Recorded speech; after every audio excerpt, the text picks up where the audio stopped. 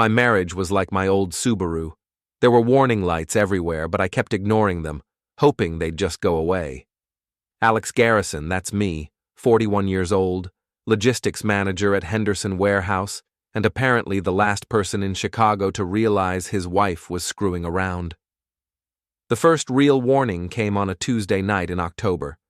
Marissa was supposed to be home by 6:30, but her text came at 7:15. Running late, brainstorming session with colleagues, don't wait up. Colleagues. That word was starting to taste like poison in my mouth. I was heating up leftover pizza when Emma, my 16-year-old daughter, walked into the kitchen wearing that look, the one that said she knew something I didn't. Dad, you know Mom's been staying late a lot lately, right? She's got that big campaign for Morrison Industries. Lots of pressure. Emma grabbed a slice of pizza and leaned against the counter. Yeah, but like every night. And she bought new underwear last week, the fancy kind from that expensive place downtown. My stomach dropped, but I forced a laugh. Maybe she just wanted to feel good about herself. Dad. Emma's voice was gentle but firm. Mom doesn't buy lingerie for herself. She buys it for other people to see. Out of the mouths of babes. My daughter had more sense than I did. That night, I lay awake until Marissa came home at 11:43. She smelled like expensive cologne, not mine, and claimed she'd grabbed dinner with the team after their meeting. How's the Morrison campaign going? I asked. Great, really great. Dean thinks we might land the whole account. Dean Carter, her supposed colleague, 44 years old, divorced, drove a BMW, and had the kind of smarmy smile that made me want to punch things. That's wonderful, honey. She kissed my forehead, a peck, nothing more, and headed for the shower, a long shower, the kind you take when you need to wash someone else off your skin. The second warning came 3 days later. I was grabbing lunch at Murphy's Deli when I overheard two women from Marissa's agency talking in the booth behind me. Did you see that bracelet Marissa was wearing yesterday? The Cartier one? Yeah, gorgeous.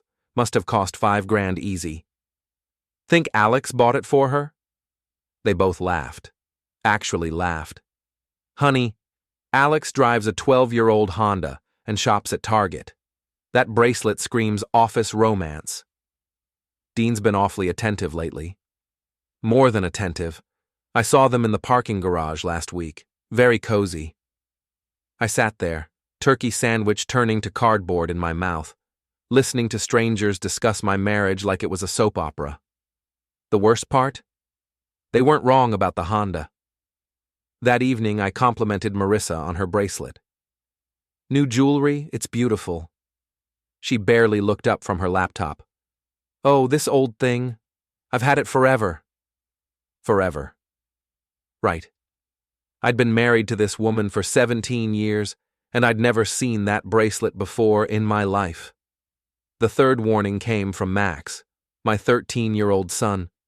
He was the quiet type, always on his computer, but he noticed everything. Dad, why does Mom get so many texts during dinner? She's busy at work, buddy. But she smiles when she reads them, like really smiles. She doesn't smile like that when you text her. Kids are brutal with their honesty. Absolutely brutal. I started paying attention. Really paying attention. The late nights became a pattern. The colleague meetings happened 3 times a week. Marissa bought new clothes, started going to a different gym, changed her perfume. And the lies. God, the lies were getting creative. Working late with the team. Client dinner ran long. Dean needed help with the Morrison presentation. Always Dean. Always colleagues. Always work. The breaking point came on a Friday night in November. Marissa was getting dressed for another work function, wearing a black dress I'd never seen before and heels that cost more than my weekly salary. What kind of work function? I asked. Just drinks with the Morrison people. Dean set it up. Sounds fancy. It's business, Alex. Important business. She kissed my cheek and headed for the door. Don't wait up. After she left, I sat in my recliner, staring at the TV without really watching it. Emma came downstairs and plopped onto the couch. "Dad, you know she's cheating, right?" The words hung in the air like smoke. My 16-year-old daughter had just said what I'd been afraid to think. "Emma, that's a serious accusation." "It's not an accusation, it's a fact. She's cheating with that Dean guy from work." "How can you be so sure?" Emma pulled out her phone. "Because she left her iPad downstairs yesterday, and it's synced to her phone. Want to see the messages?" My hands were shaking as I took the iPad. The messages were all there. Months of them. Explicit, romantic, planning secret meetings. My wife and Dean Carter discussing hotels, restaurants, weekend trips, and the most recent message, sent 20 minutes ago. "Can't wait to see you tonight. Alex is clueless as always." Clueless as always. I handed the iPad back to Emma and walked to the kitchen. My hands were still shaking as I poured myself 3 fingers of whiskey. "Dad?" Emma followed me. "What are you going to do?" I downed the whiskey in one gulp and looked at my daughter, this smart, observant young woman who'd been protecting me from the truth I was too stupid to see. "I'm going to Murphy's bar," I said, "and I'm going to have a conversation with some colleagues." Murphy's bar wasn't the kind of place you'd expect to find my wife. It was a dive with sticky floors, dim lighting, and the lingering smell of decades of cigarette smoke. But according to her messages, Murphy's had a VIP lounge in the back, a hidden room where Chicago's business crowd went to conduct their more private affairs. I'd been sitting in the main bar for 30 minutes, nursing a beer and watching the entrance, when Marissa walked in. She looked stunning in that black dress, her hair perfect, her smile radiant. She was glowing the way she used to glow for me, back when we were young and stupid and in love. Dean was waiting for her at a corner table. He stood up when she approached, kissed her cheek, then her lips. A real kiss. The kind of kiss you give someone you're sleeping with. My phone buzzed. A text from Marissa. "Just got to the restaurant. Boring client dinner ahead. Miss you." I stared at the message, then looked up at my wife, who was now sitting in Dean's lap, laughing at something he'd whispered in her ear. Another text. "Probably going to run late. These Morrison people love to talk."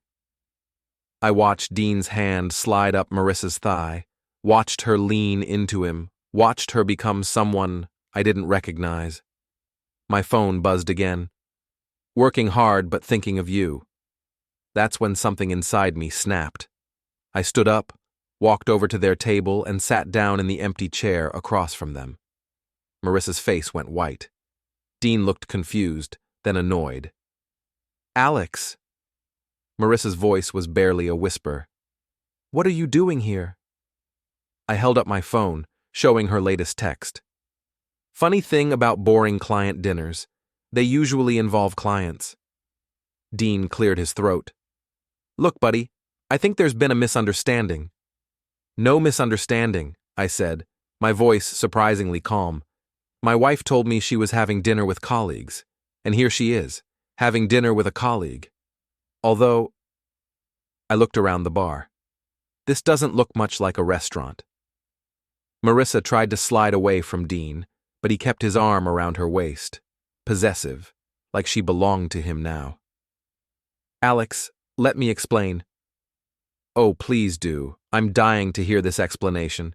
And while you're at it, maybe you can explain the Cartier bracelet, the new clothes, the late nights, the weekend trips to Milwaukee that I just read about in your messages." Dean leaned forward.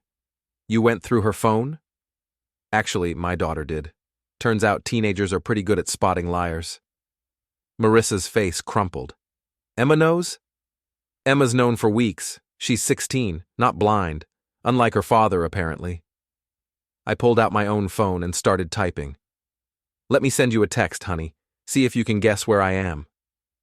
Her phone buzzed. She looked down at my message. "How's the brainstorming going?" She looked up at me, tears starting to form in her eyes. I smiled. "Go ahead. Answer it. Tell me how hard you're working." Alex, please. Answer the text, Marissa. Her hands were shaking as she typed back. Just getting started. Going to be a long night. I stood up and raised my voice so half the bar could hear me. With colleagues, you say? The entire place went quiet. Marissa looked like she wanted to disappear into the floor. Dean finally figured out he was in deep trouble. Look, man, maybe we should talk about this somewhere private. Private? I laughed. Like the Marriott downtown? Or that bed and breakfast in Lake Geneva? Nothing's private anymore, Dean. Not when you're stupid enough to put it all in writing. Dean stood up, trying to look intimidating. He had 3 inches and 20 pounds on me, but I was way past caring about physical threats. You need to calm down. Calm down? My wife is sitting in another man's lap, lying to my face, and you think I need to calm down? Alex, please, Marissa whispered. People are staring. Good. Let them stare. Let them see what kind of woman cheats on her husband and lies to her children. That's when Dean made his mistake. He put his hand on my chest and shoved me backward. That's enough. You're embarrassing her. I looked down at his hand, then back up at his face. I'm embarrassing her? The punch came from somewhere deep inside me. 17 years of marriage, 2 kids, a mortgage, countless nights of wondering why my wife didn't love me anymore. All of that frustration and hurt and rage concentrated into one perfect right hook that caught Dean square in the jaw. He went down hard, knocking over chairs and sending drinks flying. The bar erupted in chaos. People were shouting. Someone was calling 911, and Marissa was screaming at me to stop. But I wasn't done. I stood over Dean, who was clutching his jaw and trying to get back to his feet. You want to know what's embarrassing? Buying my wife jewelry with money you probably borrowed from your ex-wife. Taking her to cheap hotels and making her lie to her children. That's embarrassing. 2 bartenders grabbed my arms, but I wasn't fighting them. I was done fighting. Alex, you're crazy! Marissa was crying now, mascara running down her cheeks. You can't just... I can't what? Catch you cheating? Defend my marriage? What exactly can't I do, Marissa? The police arrived as Dean was getting back to his feet. 2 officers, both looking like they'd rather be anywhere else. What's the situation here? The older cop asked. Dean pointed at me. That maniac assaulted me. I want him arrested. The cop looked around the bar, taking in the scene. The overturned chairs, the spilled drinks, Marissa's smeared makeup, and my split knuckles. Anyone else see what happened? A woman at the next table spoke up. The guy in the suit pushed him first. The other guy was just defending himself. That's right, said another patron. Suit guy started it. The cop looked at Dean, then at me. You want to press charges for assault? Dean looked around the bar, realizing that everyone had heard our entire conversation. Everyone knew he was sleeping with another man's wife. Everyone had seen him throw the first punch. No, he said quietly. No charges.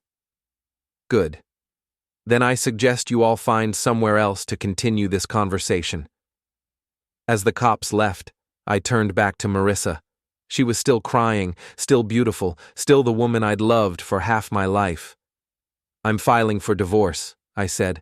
Monday morning. Alex, please, we can work this out. It's not what you think. It's exactly what I think, and it's worse because you made me look like a fool in front of our children. I started to walk away, then turned back. Oh, and Marissa, next time you want to have dinner with colleagues, maybe pick a restaurant that actually serves food. I walked out of Murphy's bar and into the cold November night, leaving my wife and her lover to clean up the mess they'd made. But I wasn't done with them. Not even close. The next morning, I woke up with bruised knuckles and a clear head. For the first time in months, I knew exactly what I needed to do. Emma was already in the kitchen when I came downstairs, making pancakes for Max. She took one look at my hand and nodded approvingly. So you found them? Yep. Did you hit him? Yep. Good. She flipped a pancake with more force than necessary. Mom came home around 2. She's been crying in her room. Max looked up from his phone. Is Mom okay? Emma and I exchanged glances. Mom's going through some stuff right now, I said. We'll talk about it later. After the kids left for school, I called in sick to work, first time in 3 years, and got to business. If Marissa wanted to play games, I was going to change the rules. My first stop was Pete Kowalski's house. Pete worked with me at the warehouse, but more importantly, his brother Tony was a private investigator who owed me a favor from when I'd helped him move last year. Pete answered the door in his bathrobe, holding a cup of coffee. Alex, what the hell happened to your hand? I punched my wife's boyfriend. Pete's eyebrows shot up. Come in. You need coffee. An hour later, I'd told Pete the whole story. He listened without judgment, occasionally shaking his head or muttering curses under his breath. So what do you need from Tony? He asked. Everything. Financial records, hotel receipts, phone records, photos.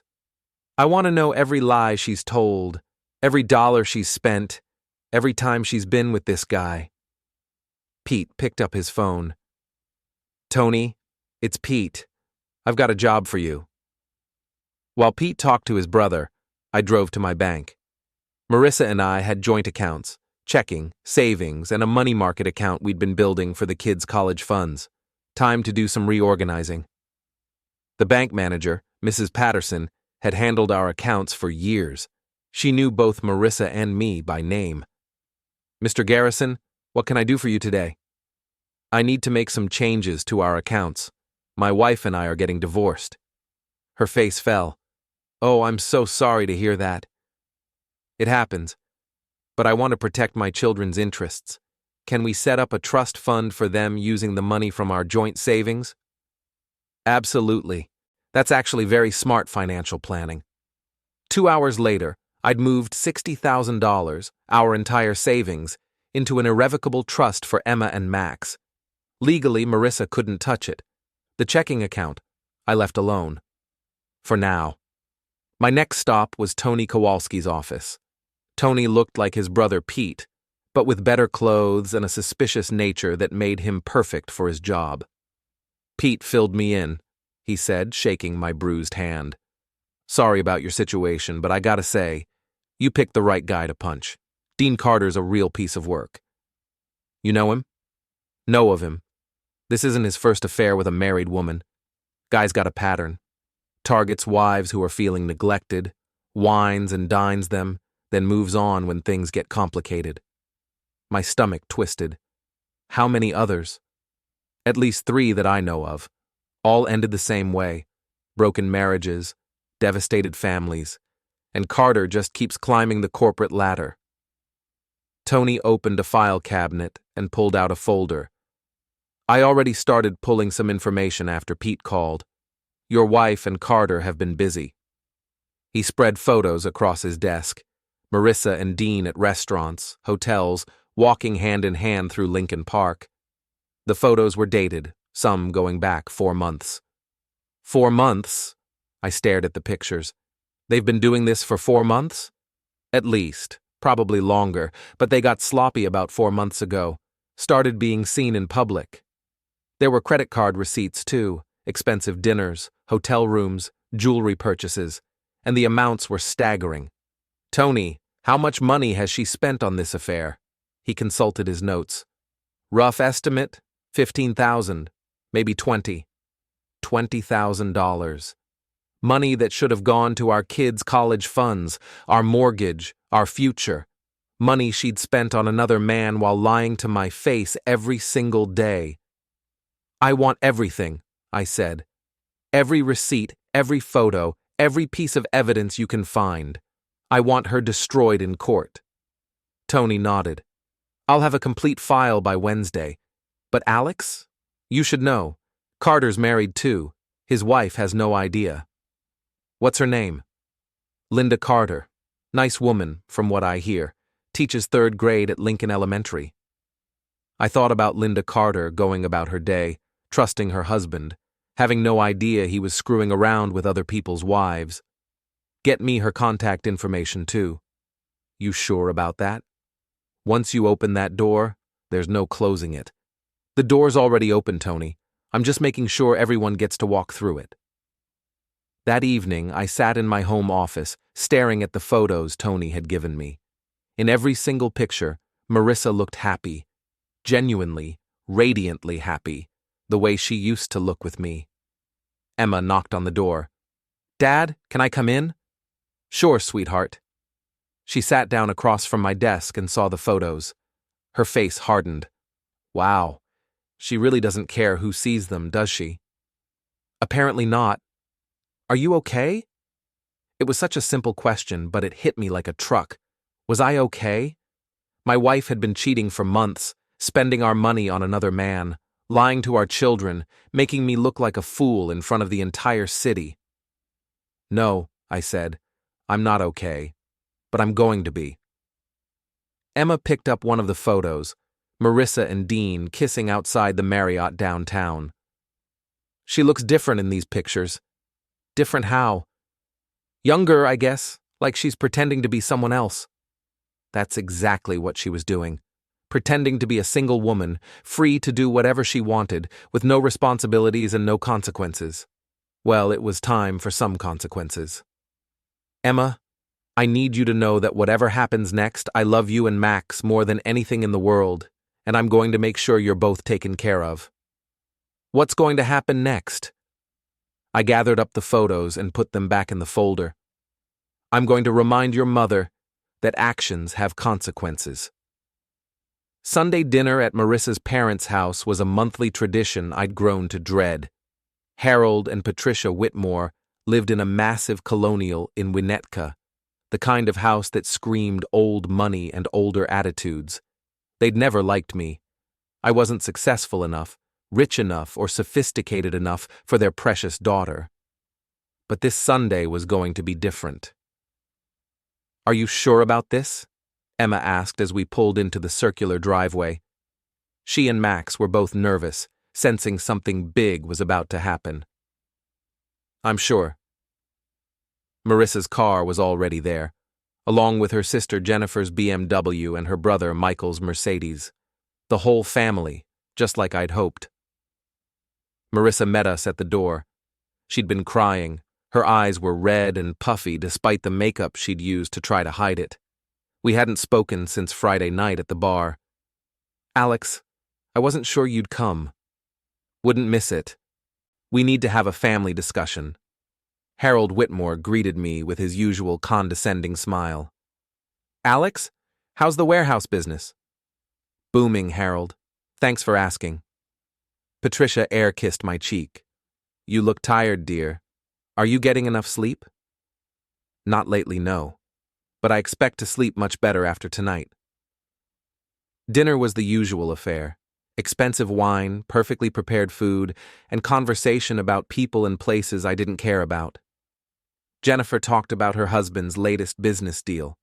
Michael discussed his son's acceptance to Harvard. Marissa sat quietly, picking at her food. I waited until dessert was served, Patricia's famous chocolate mousse, before I made my move. "Actually, before we eat dessert, I have something I'd like to share with everyone." I pulled out my laptop and set it on the dining room table. Harold looked annoyed. "Alex, we don't need to see your vacation photos right now." "Oh, these aren't vacation photos, though they were taken at some very nice hotels."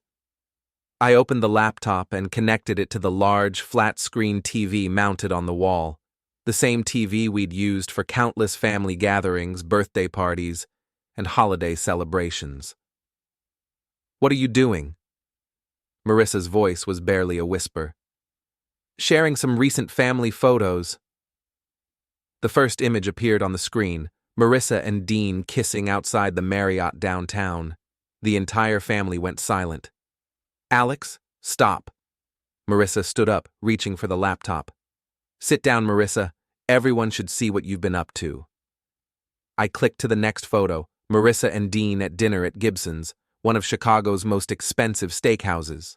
Then another, them walking hand in hand through Millennium Park. Patricia gasped. "Marissa, what is this?" "Mom, I can explain." "Oh, there's more." I clicked to a scan of a hotel receipt. The Ritz-Carlton, November 15th. Presidential suite. $1,200 for one night. Harold's face was turning red.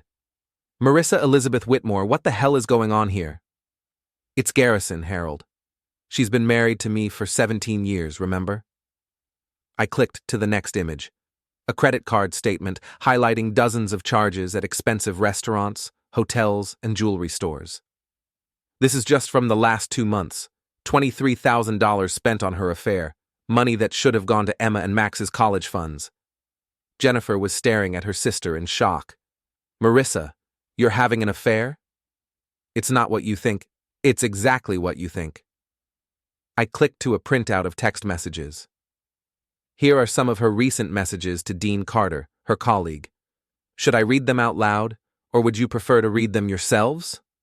Michael leaned forward, reading the messages on the screen. His face went white. Jesus, Marissa, these are explicit. And here's my personal favorite. I clicked to Marissa's message from Friday night. Alex is clueless as always. The room was dead silent except for the ticking of Harold's antique grandfather clock. Patricia was crying now. Marissa, how could you do this? To Alex? To the children? Mom, you don't understand. Alex and I have been having problems for years. We've grown apart. Dean makes me feel alive again. Alive? I laughed, but there was no humor in it. You want to feel alive? Let's talk about what's going to make you feel alive now. I reached into my jacket and pulled out a manila envelope. Divorce papers. Filed this morning. I'm seeking full custody of Emma and Max, the house, both cars, and spousal support from you. I slid the papers across the table to Marissa. Her hands were shaking as she picked them up. Full custody? Harold stood up. Now wait just a minute. Sit down, Harold. My voice was steel. Your daughter has been lying to her children for months, spending their college money on her boyfriend, and teaching them that marriage vows don't mean anything. She's not getting custody of anything. I clicked to another image on the screen, a photo of Dean Carter, with his arm around another woman. Oh, and Marissa? Meet Linda Carter, Dean's wife, the one he forgot to mention when he was telling you how much he loved you. Marissa stared at the photo. That's impossible. Dean's divorced. Dean's a liar, just like you. I called Linda yesterday and had a very interesting conversation. Turns out Dean's been married for 12 years and has 2 young children. He's also been cheating on Linda with at least 3 other women that she knows about. The color drained from Marissa's face. No, he told you what you wanted to hear. Just like you told me what you thought I wanted to hear. I closed the laptop and stood up. Emma, Max, get your coats. We're going home. Alex, wait. Patricia reached for my arm. Surely we can work this out. Marissa made a mistake, but... A mistake is forgetting to pick up milk at the store. This is betrayal. This is 17 years of marriage thrown away for a man who's been lying to her from day one. Harold cleared his throat. Alex, I think you're being hasty. Marriage requires compromise. You're right, Harold. It does. I've been compromising for months while your daughter spent our savings on hotels and jewelry for another man. I'm done compromising. I looked around the table at Marissa's family, people who had never accepted me, never thought I was good enough for their precious daughter. You want to know what's really funny? You all spent years telling Marissa she could do better than me. Well, congratulations. She found better. A lying, cheating, married man who's probably moved on to his next victim already. I picked up the house keys from the table and set them next to Marissa's plate. The locks will be changed tomorrow. If you want your things, call my lawyer. As we walked toward the door, Patricia called after us. Alex, please. Think about the children. I turned back one last time. I am thinking about the children. That's why I'm getting them away from their mother before she teaches them that lying and cheating are acceptable ways to solve your problems. Emma and Max were quiet during the drive home. Finally, Max spoke up from the back seat. Dad, is Mom really not coming home? I looked at him in the rearview mirror, my 13-year-old son, trying to make sense of his world falling apart. Not for a while, buddy. Maybe not ever. Good, Emma said quietly. She made her choice. Out of the mouths of babes. The custody hearing was scheduled for the following Friday. My lawyer, David Chen, was a bulldog in an expensive suit who specialized in high-conflict divorces. Alex, I have to tell you, judges usually favor shared custody, especially when the children are teenagers. But given the evidence you've provided, I think we have a strong case. We were sitting in his downtown office, going over the files Tony Kowalski had compiled. The evidence was overwhelming. Photos, receipts, text messages, financial records. Everything documented and legally obtained. What about Marissa's lawyer? Richard Steinberg. He's good, but he's working with a bad set of facts. Your wife spent $23,000 of marital assets on an affair. That's not going to play well with Judge Morrison. And the custody issue? Emma's 16, so her preference will carry significant weight. Max is 13, so the judge will consider his wishes but won't be bound by them. The fact that both children want to live with you full-time is huge. That had been the hardest conversation of my life, sitting down with Emma and Max, explaining that they'd have to choose between their parents. Both had chosen me without hesitation. Mom's been lying to us for months, Emma had said.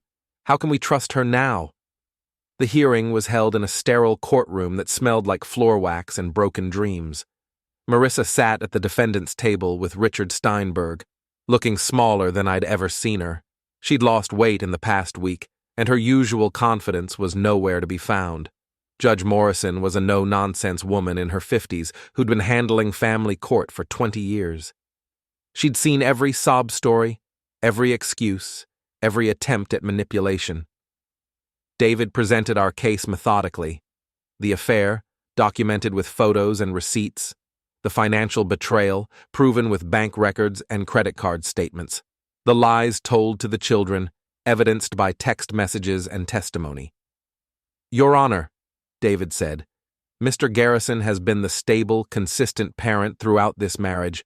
While Mrs. Garrison was conducting an affair and spending the family's savings on her boyfriend, Mr. Garrison was home with the children, helping with homework, attending school events, and maintaining the household. When it was Steinberg's turn, he tried to paint Marissa as a victim of a loveless marriage who'd made a mistake but deserved a second chance. Your Honor, Mrs. Garrison acknowledges that she made poor choices, but she's a loving mother who deserves the opportunity to maintain a relationship with her children. Judge Morrison looked unimpressed. Mr. Steinberg, your client spent $23,000 of marital assets on an extramarital affair. That money belonged to the children as much as it belonged to the parents. Your Honor, people make mistakes. This wasn't a mistake, Counselor. This was a pattern of deception that lasted for months. Mrs. Garrison lied to her husband, her children, and apparently to herself about the nature of her relationship with Mr. Carter. The judge called Emma to testify. My daughter walked to the witness stand with her head held high, looking older than her 16 years. Emma, you understand that you're under oath? Yes, Your Honor. Tell me about your relationship with your parents. Emma's testimony was devastating in its simplicity. She talked about how I'd been the one to help with homework, attend parent-teacher conferences, and drive her to soccer practice. How Marissa had become distant and distracted over the past year, missing family dinners and school events. My mom used to be my best friend, Emma said. But she changed. She started lying to us about where she was going and who she was with. She missed my soccer championship because she was with Dean. How do you feel about your mother's affair? Betrayed. Not just because she cheated on Dad, but because she lied to Max and me every single day. How can I trust her now? Max's testimony was shorter but equally powerful. He talked about how I'd taught him to play chess, helped him with his science projects, and been there for every important moment in his life. I love my mom, he said quietly, but I want to live with Dad. When the judge asked Marissa to testify in her own defense, she broke down completely. "I know I made terrible choices," she sobbed. "I was unhappy in my marriage, and I thought Dean cared about me. I thought he loved me." "Mrs. Garrison," Judge Morrison said sternly, "did you consider the impact your choices would have on your children?" I thought I could keep it separate. I thought they didn't need to know." "But they did know. Your daughter testified that she'd been aware of your affair for weeks. Your son said you'd missed important events in his life because you were with Mr. Carter." Marissa had no answer for that. The judge's ruling was swift and decisive.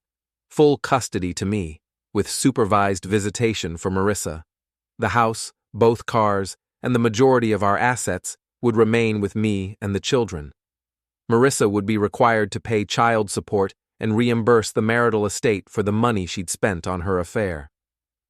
"Mrs. Garrison," Judge Morrison said, "you made choices that prioritized your own desires over the welfare of your children. This court's primary concern is the best interests of Emma and Max Garrison, and those interests are clearly served by placing them in their father's full custody." As we left the courthouse, Marissa tried to approach me. "Alex, please, can we talk? Talk to my lawyer. I know I messed up, but we can fix this. We can go to counseling." I stopped walking and turned to face her. "Marissa, you spent 6 months lying to me and our children. You spent our kids' college money on hotel rooms with another man. You told him I was clueless. There's nothing to fix. But I love you. I love our family. No, you don't. If you loved our family, you wouldn't have destroyed it." That afternoon, I did something I'd been planning for a week. I drove to Marissa's office building and took the elevator to the 15th floor, where Morrison Industries had their Chicago headquarters. The receptionist looked up as I approached her desk. "Can I help you?" "I'd like to speak with whoever handles your marketing contracts." "That would be Mr. Patterson. Do you have an appointment?" "No, but I think he'll want to see me. Tell him I have information about Dean Carter and Marissa Garrison." 5 minutes later, I was sitting across from James Patterson, a middle-aged man in an expensive suit who looked very uncomfortable. "Mr. Garrison, I understand you have some concerns about our relationship with Dean Carter's agency."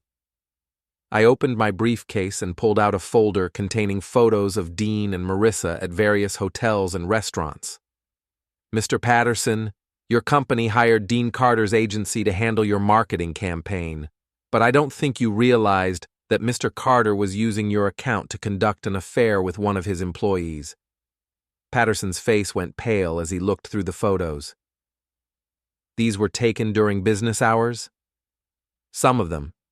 This one at the Ritz-Carlton was taken on a Tuesday afternoon when both of them were supposed to be working on your campaign. Mr. Garrison, I appreciate you bringing this to my attention, but I'm not sure what you expect me to do about it. I expect you to make an informed decision about whether you want to continue doing business with people who use your account as a cover for their personal affairs." I stood up and headed for the door. "Oh, and Mr. Patterson? You might want to audit the expenses they've been charging to your account. I have reason to believe some of those hotel bills weren't actually for business meetings." 2 days later, Tony Kowalski called with an update. "Morrison Industries fired Carter's agency this morning. Apparently they found some irregularities in the expense reports." "What kind of irregularities?" "The kind where Dean was billing them for hotel rooms and dinners that had nothing to do with their campaign. Morrison's threatening to sue for fraud." I smiled for the first time in weeks. "What about Dean?" "His agency let him go yesterday. Word is, his wife kicked him out too. Apparently your conversation with her was very enlightening." "And Marissa?" "Still employed, but barely. Her boss isn't happy about the negative publicity." It was all coming together. The dominoes were falling exactly the way I'd planned. But I wasn't done yet. 3 weeks after the custody hearing, I was finally starting to feel like myself again. Emma and Max had settled into our new routine, and the house felt peaceful for the first time in months. Marissa had been calling constantly, begging for another chance, but I'd blocked her number after she showed up at Emma's soccer game and caused a scene. That's when Pete called with interesting news. "Alex, you need to know. Marissa and that friend of hers, Heather, have been asking questions about you around town." "What kind of questions?" "The kind that suggest they're planning something stupid. Tony heard from a buddy of his that they've been talking about breaking into your house to get some of Marissa's stuff. All of her stuff is in storage. I had it moved out last week." "Yeah, but they don't know that. And here's the thing. Tony's buddy heard them talking about planting some evidence to make you look bad for the custody appeal." My blood went cold. "What kind of evidence?" "The kind that would suggest you've been abusing Marissa. They want to claim she was afraid to tell anyone because you threatened her."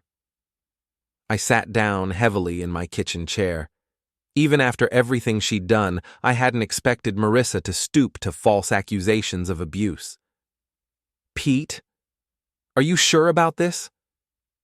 "Tony's buddy is a bartender at the place where they've been meeting.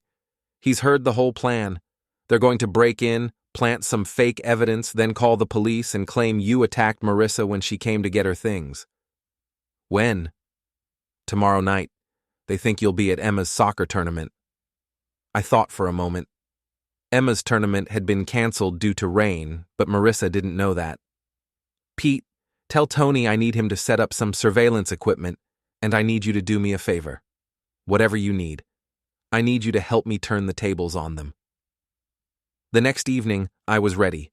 Tony had installed cameras throughout the house, all feeding to a laptop in my bedroom.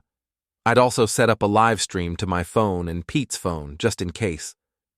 Emma and Max were at my sister's house for the night, safely out of the way. I was hidden in my bedroom closet with a clear view of the hallway and stairs. At 9:30, I heard the back door open. Marissa still had a key. I'd deliberately not change that lock, wanting her to incriminate herself by breaking and entering. I could hear voices, Marissa and Heather, whispering as they moved through the house. "Are you sure about this?" That was Heather, sounding nervous. "It's the only way. Alex destroyed my reputation, took my kids, and ruined my career. This is just evening the score." They were in the living room now, and I could see them on my laptop screen. Marissa was carrying a small bag, while Heather had what looked like a camera. "Where should we put this?" Heather held up what appeared to be a torn shirt. "Upstairs, in the bedroom. Make it look like there was a struggle." I watched my wife, the woman I'd loved for 17 years, the mother of my children, plant fake evidence to frame me for domestic violence. They spent 20 minutes setting their scene. A torn shirt on the bedroom floor, a broken picture frame, some scattered papers. They even broke a lamp and put it near the bed. "Okay," Marissa said. "Now we call 911 and tell them Alex attacked me when I came to get my things." "What if he has an alibi?" "He's at Emma's tournament. No one will be able to confirm exactly when he left or when he got back." That's when I stepped out of the closet. Interesting plan. There's just one problem. Both women screamed. Heather dropped her camera and Marissa stumbled backward into the dresser. "Alex, what are you doing here?" "I live here, remember? The question is, what are you doing here, besides committing breaking and entering and attempting to file a false police report?" I held up my phone, showing the live stream. "Say hi to the internet, ladies. You've got about 50 people watching you right now." Marissa's face went white. "You can't record us without our consent." "Actually, I can. This is my house, and you broke in. I have every right to record intruders." I walked over to the bag Heather had dropped and looked inside. In addition to the torn shirt, there were some fake bruise makeup, a disposable camera, and a handwritten script of what Marissa was supposed to tell the police. "Wow, you really thought this through. Fake bruises, planted evidence, a whole story about how I've been abusing you for years. Very creative." "Alex, please." "Please what? Please don't expose the fact that you're trying to frame me for domestic violence. Please don't show everyone what kind of person you really are." I picked up the script and read from it.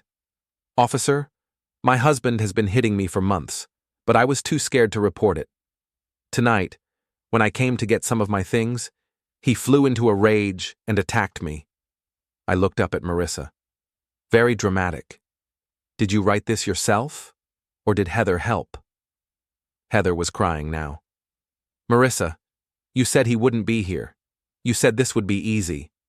"Nothing's easy when you're trying to frame an innocent person for a felony, Heather." I walked over to the window and opened it. "You know what's funny? There are about 20 people standing in my front yard right now. Apparently, word got out that there was going to be some entertainment tonight." Indeed, a small crowd had gathered on the sidewalk. Some were neighbors who'd heard about the drama, others were friends Pete had called. All of them were watching the live stream on their phones. "Alex, please turn off the camera," Marissa begged.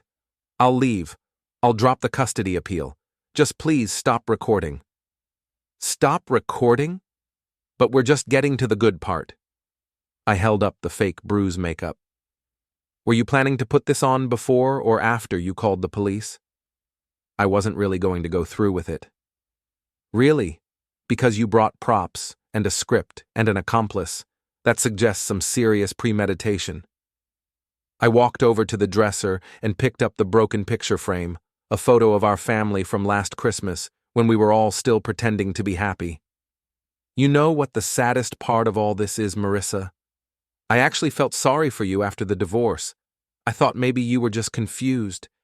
Maybe you'd made some bad choices, but you were still the woman I married." I dropped the frame into a trash can. "But this? Trying to frame me for domestic violence? Trying to take away the only thing I have left, my relationship with our children? This is evil." Sirens were approaching in the distance. Someone had called the police. "Alex, I can explain. Explain to them." I pointed toward the window where red and blue lights were flashing. "Explain to the police why you broke into my house with fake evidence and a plan to file false charges." The police arrived to find Marissa and Heather sitting on my front steps, both crying, while I stood in the doorway with a laptop full of evidence and 50 witnesses on live stream. The lead officer, Sergeant Martinez, looked like he'd rather be anywhere else. "Mr. Garrison, we got a call about a disturbance."